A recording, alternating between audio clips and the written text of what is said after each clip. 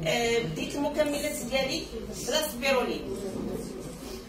انا ملي كنت كنمشي عند الطبيب كان كيقول لي الطبيب راه الا ما خديتيش الانسولين تقطع الرجل ديالك غادي تقطع. وانا عمرني ما وريت الصوره ديال الرجل ديالي، ها الرجل ديالي كلاها لي السكر، كانت كلها تقيحات ودم. علاش انا كنت رافضه ندير الانسولين؟ لان الام ديالي مريضه بالداء السكري وكدير الانسولين لمده 40 سنه ودائما السكر 5 غرام 6 غرام. انا غنتاك في هذا الانسولين نديرها؟ ما يمكنش، انا باقا صغيره ما نقدرش. انا كنشوف امي ديالها كتخرج الجسم ديالها انا نجي نخرجو. والحمد لله ملي خدات لاسبيرولين لمده 20 يوم كان عندي 4 غرام ونصف، ولات غرام و 25 بعد الاكل.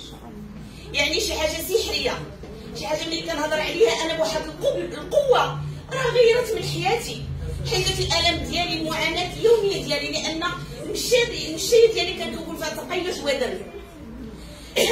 200 درهم الحمد لله اللي قدرت نفضل في وجيز 20 يوم ونولي كانسانه طبيعيه. نقول غاليه، ما نقولش غاليه.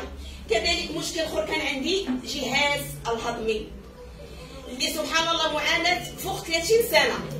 ما انا ملي ياكل ويرتاح وتبقى الماكله كايها الناس، ما انا اللي اشتهيت ديك الكسكسو ولا البين ولا العديسه ولا اللوبيا وناكلت. انا امراه مغربيه اختي ناكل الاكل المغربي. ما انا اللي الناس اللي مرتاح يقدر يجيني الكريز مع 12 الليل وكيهزني واحد الاخ ديالي ليرجونس. علاش؟ حيت تفديت في العدس. فاذا خديت عصير المورينزي، خمائر فاكهه النوني 165 درهم، عالجت لي مشكل لي 34 سنه 32 سنه. هاد العصير غنقول غالي. اذا مادام انا كنعاني من السكر والجهاز الهضمي وكذلك كانت عندي مشكل ديال التشقيقه اللي السبب ديالها وهو نقص فيتامين بي 12 ولا سينيزيت. ملي خديت هاد لاسبيرولين مشات هاد التشقيقه. يعني انا هاد الامراض شحال من طبيب خاصني، شحال من تحاليل خاصيني، ما نقدرش، ما خدامه ما والو، ربة بيت كنعيش مع الام ديالي.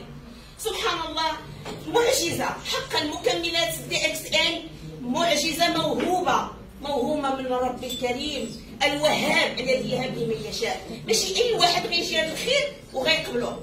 شي لما كتبني ديال الحسنه وخديتي هذا الفكر شي طبيعي، اصلا حنا من الطبيعه. علاش غنكذبوا واحد النبته واحد مخلوق